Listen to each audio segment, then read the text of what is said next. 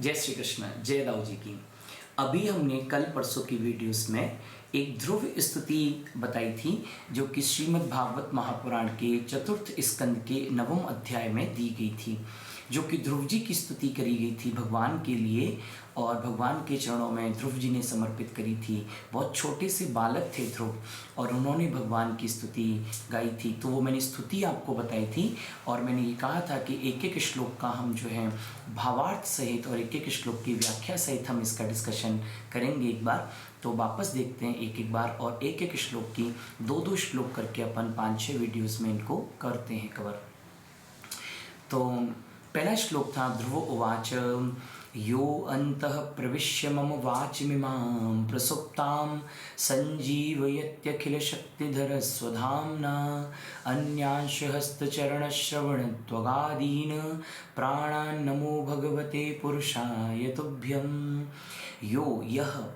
यो अन्तः प्रविश्य, जिन परमात्मा ने मेरे अंतःकरण में प्रवेश करके, यो अंतः प्रविश्य मम वाचम इमाम, वाचम इमाम को जब आप संधि विच्छेद करेंगे वाचम इमाम, यो अंतः प्रविश्य, जिन परमात्मा ने मेरे अंतःकरण में प्रवेश करके मेरी वाणी, वाचम इमाम वाणी इत्यादि को, वाणी आदि सभी को, वाचम इमाम प्रसुप्ताम, जो कि वाणी सोई हुई वाणी थी जो है ना, उसको उन्होंने जगा दिया। उन्होंने यो अंतः प्रविश्य मम वाचमिमां प्रसुप्तां संजीवयत्यखिल शक्तिधर स्वधाम्ना, जिन्होंने अपने तेज से, अपनी शक्ति से, अपनी अंतरंग शक्ति से जिन्होंने और मेरे सोए हुए समस्त जितने भी कर्मेंद्रियां हैं, जितने भी ज्ञानेंद्रियां हैं, यो अंतः प्रविश्य मम वाचमिमां प्रसुप्तां संजीवयत्यखिल, संजीव जिन्होंने कर दिया, सजीव जिन्होंने कर दिया, संजीवयत्यखिल शक्तिधर स्वधाम्ना अन्यांश हस्त चरण श्रवण त्वगादीन, क्या क्या कर्मेंद्रियम, हाथ पैर कान त्वचा आदि, त्वगा बोलते हैं त्वक, त्वक इंद्रिया होती है त्वचा, तो अन्यांश हस्त चरण श्रवण त्वगादीन प्राणान नमो भगवते पुरुषाय तुभ्यम। ऐसे भगवान को हम नमस्कार करते हैं, ऐसे भगवान को मैं नमस्कार करता हूँ। तो ध्रुव जी क्या कहते हैं कि आप अखिल शक्तिधर हैं। अखिल शक्तिधर का मतलब जो सर्वशक्तिमान है, ईश्वर ही एकमात्र ऐसे हैं जो ओमनीपोटेंट हैं, जो सर्वशक्तिमान हैं। ईश्वर के बारे में कहा जाता है omnipotent, omni present and omniscient, जो सर्वशक्तिमान है, सर्वज्ञाता है और सर्वव्यापी है, और ऐसा दुनिया में कोई भी नहीं है ईश्वर के अलावा।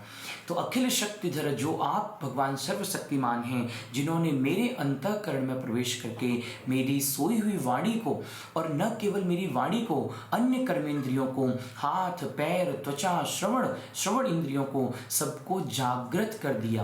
क्या मतलब समझे इस बात का? क्या ध्रुव जी के पहले से वाणी बोलते नहीं थे ध्रुव जी, या ध्रुव जी की वाणी सोई हुई थी, या ध्रुव जी हाथ पैरों से काम नहीं करते थे? नहीं, समझिए श्लोक का अर्थ समझिए।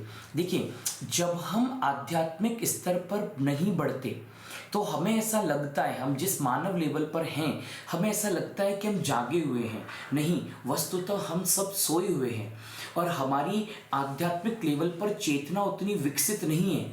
और आध्यात्मिक लेवल पर चेतना विकसित नहीं है तो हम केवल अपने जो नॉर्मल डेली रूटीन वर्क होते हैं वही हम करते हैं, और हमें लगता है कि हम यही सब कुछ और मानव देह यही है। आज की डेट में तो यही कहा जाता है ना कि खाओ पियो मौज करो, क्या पता है जिंदगी का। अरे ये मानव शरीर हमें मिला है।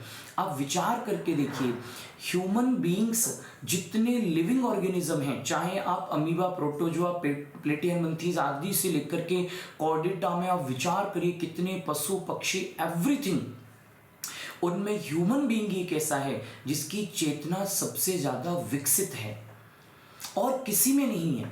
देखिए, अमीबा, प्रोटोजोआ जो बिल्कुल छोटे होते हैं, जो हैं तो लिविंग सिस्टम के पार्ट, लेकिन उनमें चेतना विकसित नहीं होती। वो चेतना नहीं है उनके अंदर, उनको किसी चीज का आभास नहीं है, उनको ज्ञान नहीं है, उनकी बुद्धि विकसित नहीं है।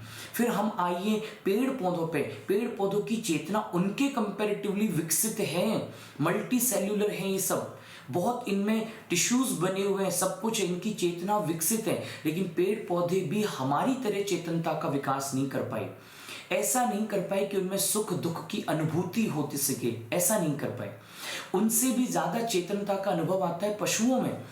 पशुओं को विचार करके देखिए, पशु में सुख दुख का अनुभव होता है, पशु में अफेक्शन होता है, पशु में सब कुछ होता है, लेकिन पशु की बुद्धि और मनुष्य की बुद्धि में अंतर है। पशुओं में अपनी सुख या अपनी अच्छा या अपना बुरा करने की प्रवृत्ति नहीं होती, मनुष्य में अपनी वो प्रवृत्ति है। मनुष्य में विवेक होता है, पशुओं में विवेक जागृत नहीं होता। मनुष्य में ये पता है मनुष्य को कि मुझे क्या करना है, मनुष्य को जो जीवन मिला है उस जीवन को वो बहुत बेस्ट यूटिलाइज कर सकता है। पशु वैसा नहीं कर सकता।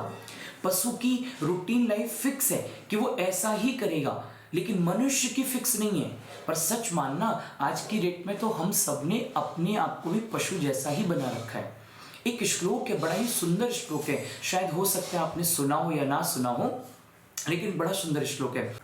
आहार निद्रा भय मैथुनम च, आहार निद्रा भय मैथुनम च सामान्य मेतत पशुभिर नराणाम, धर्मो ही तेषाम अधिको विशेष, धर्मो ही तेषाम अधिको विशेष, धर्मेण हीना पशुभिः समानाम।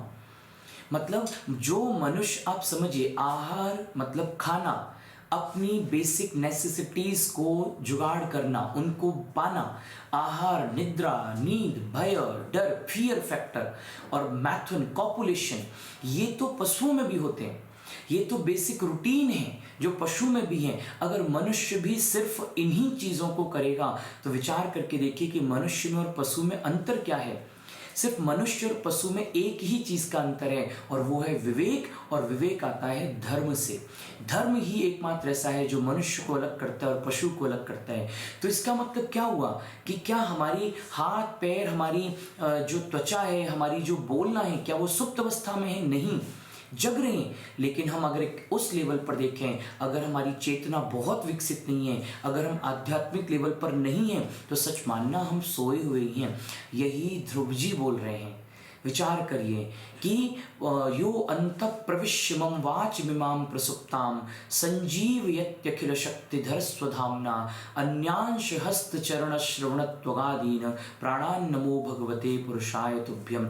जिन्होंने मेरे अंतःकरण में प्रवेश करके मेरी सोई हुई वाणी को, हाथ पैर आदि को जागृत कर दिया। इसका मतलब ध्रुव जी दर्शन से पहले, ठाकुर जी के दर्शन से पहले उनको खुद में ये अनुभव हुआ कि मेरी समस्त कर्मेंद्रियां और ज्ञानेंद्रियां सोई हुई थी, और दर्शन करने के बाद, मतलब उस आध्यात्मिक चेतना तक पहुंचने के बाद उनको ऐसा अनुभव आया कि अब ये मेरी वाणी और मेरे कर्मेंद्रियां और मेरे ज्ञानेंद्रिय जागृत अवस्था में हैं। मतलब इनका जागना तभी माना जाता है जब वो आध्यात्मिक लेवल पर व्यक्ति बहुत ऊंचाई प्राप्त कर लेता है, जब ईश्वर के नजदीक वो जाने लगता है, तब ये हमारी चेतनता और विकसित होती जाती है। और सच मानना, मनुष्य मनुष्य है ही नहीं, मनुष्य तो परमात्मा का ही एक स्वरूप है। बस ये है कि परमात्मा को, परमात्मा तक, ईश्वर तक पहुंचने की देर है हमारी। हम भगवान तक पहुंच नहीं पा रहे हैं। क्यों? क्योंकि हमारी समस्त कर्मेंद्रियां, ज्ञानेंद्रियां सोई हुई हैं। अगर हमने उनको जगा लिया तो ईश्वर तक पहुंचना बहुत मुश्किल नहीं है।